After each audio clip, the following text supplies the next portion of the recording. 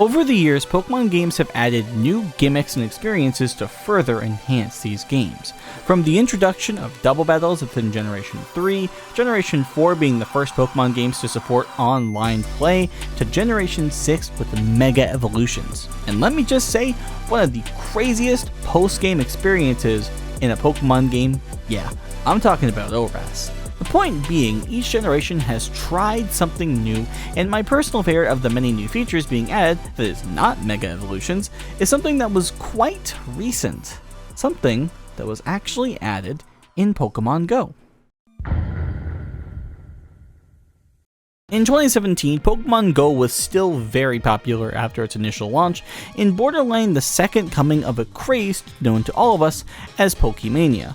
This game was everywhere. To really bring people together for one unanimous goal, an update in July of 2017 allowed raids to happen. Raids are now commonplace in Pokemon, but Go did it differently and still does. Up to 20 trainers get to partake in these events, each trainer able to use a full party of 6 Pokemon. That would be a total of 120 in just one of these major events. And the marketing for said event did it justice in my opinion. Just look at how wild this is. These raid Pokemon were tough fights and were the only way to obtain legendary Pokemon or even Mega Evolutions later down the line in future updates. This mode was just absolute chaos, but in a really fantastic way, and it's still something you can do to catch legendaries as well. Still need to do one of these eventually. The Pokemon Go craze never hit me past the initial first 3 or 4 months. However, looking back and hearing about how fun these battles were despite how simple battling is in this game, well, it sounded like a great time and made me wish I had a large group of friends to help me partake in a few. But our story with raids might have begun here, but any seasoned Pokemon trainer should know it does not end here. Fast forward to 2019, the Nintendo Switch had its first foray into the next generation of Pokemon, with Sword and Shield. Generation 8 has begun. The game looked really fun, and while some initial controversy regarding the Pokédex being cut in half, leaving many fan favorites behind, the core game itself and its new gimmick looked very promising. In Sword and Shield, a phenomenon in the Galar region occurs through these parts called power spots. These specific spots would cause Pokemon to grow to kaiju-like sizes and rampage back in a much earlier period. This led to part of Galar's history known only as the Darkest Day. And to put a long story short, yeah, it wasn't very bright and filled with sunshine like Pokemon usually is into the general public. Then again, look at Generation 5 and 6 and even 7. Oh yeah, this phenomenon I mentioned earlier is called Dynamaxing. Eventually, the creation of an item known only as the Dynamax Band and certain buildings surrounding these power spots were developed. The band allows the trainer to be able to let any Pokemon Dynamax in a controlled environment, hence why stadiums were built for this kind of thing. Gym leaders and champions use these spots, which on a side note, these gym battles are actually super well done. I mean, come on, who wouldn't want to be in the stage that's protected with a force field of some kind and watch 2 kaiju-sized Pokemon battle? But if you can see where this is going, much like the raids in Pokemon Go, Max Raid Dens started appearing in the wild area, and these bright beams shot up to signal a Max Raid was ready to happen. And within lies the den of a beast.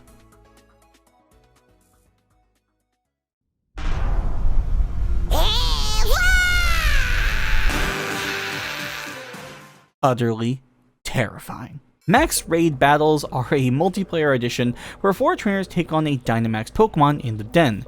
Since this is a power spot, you're damn right you get to Dynamax your Pokemon. However, the catch is, the power, and screen space, is only able to withstand 1 Pokemon growing to gigantic size. That isn't the main target. Not to mention, when you do this, your Pokemon's moves change to either Max moves or G-Max moves, which are really powerful and have some crazy animations. The feeling of fighting a creature larger than life fills me and many other players with adrenaline. It's so memorable fighting a Pokemon in a raid for the first time, and I remember spending hours running through raids with friends. It's always an activity I do when I want to grind XP in Sword and Shield, because they were the first games to actually introduce XP candy that weren't just rare candies, and these were common rewards from raids and scaled up depending on which star rating you ended up doing. Raids are not just a walk in the park though, as if a Pokemon faints more than 4 times amongst your team, you will get swept out of the den itself and forced to restart. Unlike Pokemon Go, which gave up to 20 people in a match, 4 players was a perfect balance for a mainline take on this mechanic. There was a lot of strategy that went into picking moves and deciding who would Dynamax, and I love how they implemented this into the story towards the later half outside just the gym leaders and the Elite Four fights. Some Pokemon could even have a new form entitled Gigantamax, and led to some events that incentivizes players to battle these Titan-like Pokemon and catch them. It felt like these were a less overpowered version of Mega Evolution, which despite being a feature I adore from Generation 6, I understand that Megas were just... Some of these forms are really amazing and flesh out a Pokemon even more in my opinion. Gigantamax Snorlax is one I love simply because it has an entire forest on its stomach. Inteleon gets this really cool water sniper design that not only the most outdated MLG montage parody could express how much I like it. Then we have... All in all, I really enjoy collecting all the Pokemon in this form, and while some of these Pokemon lost a bit of their supposed rarity due to the first DLC introducing soup that can make any Pokemon Gigantamax, I still think it was fun to catch them all, mostly without the soup's help. As fun as it was to partake in these new events and raids, it wasn't until the final DLC in the Crown Tundra where this concept was expanded upon, and as a novice, new shiny hunter, the best experience Sword and Shield has to offer.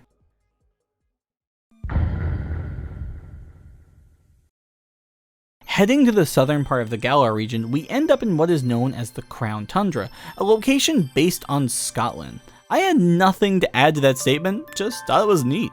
In this location, a lot of what makes Sword and Shield's replay value go from not so much to insanely high is found here. To the new regional variants of the legendary bird trio, to the brand new Regis being found here as well, to something much deeper underground. The Max Lair. Max Lairs are the new raid added into Crown Tundra, and are by far the best part of Sword and Shield outside the Scottish accent Gloria. You know, be like, it's Tuesday and it's, yeah, I'll chill your arms up, you duff corn. The concept is simple. You help a scientist do research on this lair with multiple trainers, but with rental Pokemon. Yeah, we're going back to the good old rental Pokemon from Battle Revolution and Stadium. Let's go! Well, not quite, because these rentals are actually pretty solid and strong Pokemon this time around, all around level 65 with pretty good stats. Each player chooses one rental Pokemon for the journey and battles through each tunnel, selecting who to fight as a group, what Pokemon to swap out, possible treasure to be found, and many more things. Finding your way to the end of these raids will take determination, seeing as you can't use level 100 Mons to OHKO everything in sight. Once at the end of the raid, we meet the boss.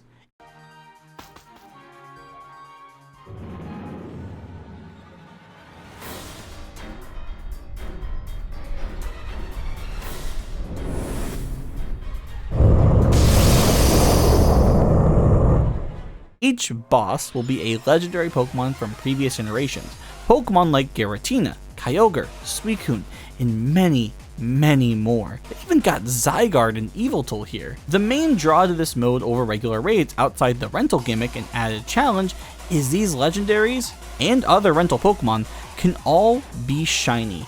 Every single one. Your odds are pretty good when doing a max layer, as you'll have a 1 in 100 chance of each Pokemon you catch being in its shiny form with the shiny charm.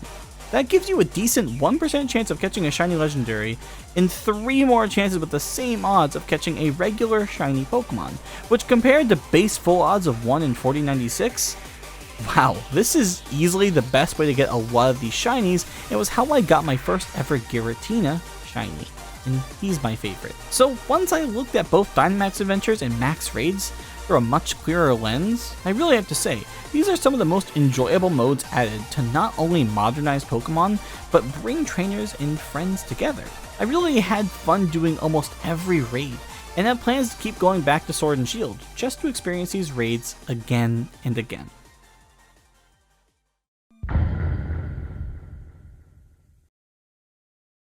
Fast forward through time again to enter the modern day of Pokemon with the latest games, Pokemon Scarlet and Violet, being released. Through the hours and hours I sunk into this game, despite some performance blemishes and glitches, a lot of that time was spent in the newest edition of the Raid Saga, Terra Raid Battles. Unlike before, where the debut to raids in the mainline games was through the equivalent of kaiju battles, in Generation 9's debut games, Scarlet and Violet, we get a funny little crystal on top of our Pokemon that changes its type to something else. So one turn you could have a dragon type Garchomp and suddenly turn into a water type. Now with this new idea, it really helps and shifted the tide of VGC and competitive play in this game, but for most, it affected type matchups in these raids. You might be wondering what makes these raids stand out. If we can't have over 20 players in this, or have giant Pokemon, then what are these offerings that those games didn't have? Well, firstly, the music.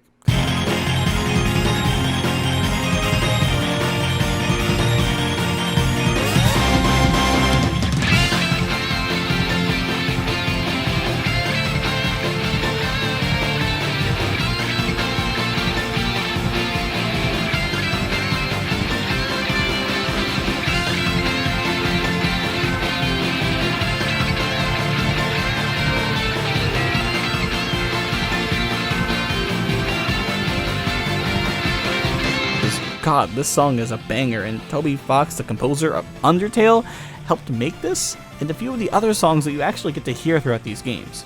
But really, the best reason these raids stand out is their difficulty. Most 1 through 4 star raids are quite straightforward and require some strategy, but can easily be conquered as you progress through the game. When you start entering 5, 6, or 7 star raids, things get a lot more interesting.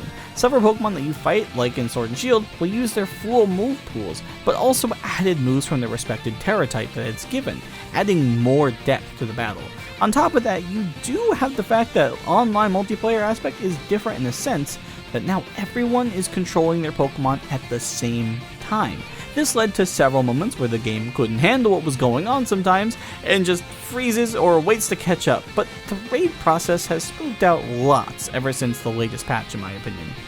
Event Pokemon such as Charizard and Greninja have made it as exclusive 7-star raids, and I love seeing players around the world work and make pseudo-competitive builds to make these raids not only doable, but to help others take them on as well. I feel as if due to the birth of short-form content, I see a lot of videos explaining the best Pokemon to use, and maybe I'm just weird, but it feels like there's this grind to build these Pokemon up to take on these major events and be prepared. Even recently, we had 2 new Paradox Pokemon based on Virizion and Suicune, called Walking Wake and Iron Leaves. Both of these raids were a little easier, being only 5 stars, but still tough to learn with groups on the day it came out, which was exciting to me. At this point in time, raids are going to be quite dynamic, and maybe within the future DLC later down the line, things can get even more interesting, much like with Dynamax Adventures within the Crown Tundra. Regardless, I enjoy what Scarlet and Violet's raids add to the table. While we are still in the early stages, I think what has been added still oozes that same fun that Sword and Shield raids did.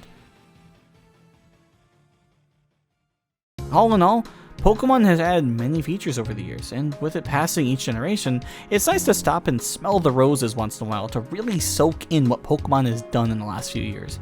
I really do think these raids are some of the neatest things that have been added to keep players engaged with the game much longer. It brings friends together in a non-head-to-head battle scenario, and work towards a central goal instead. I love PvE content in most games, so being able to casually play these raids with friends is a real treat and one of the best things I think in the series since Mega Evolutions. Whether it's through Max raids, Dynamax Adventures, or Terra raids, I hope you all feel inspired to maybe take on a couple with some friends. Anyways, thanks for watching. Make sure you all splash that subscribe button with water. God, that was corny. I will see you all in the next one.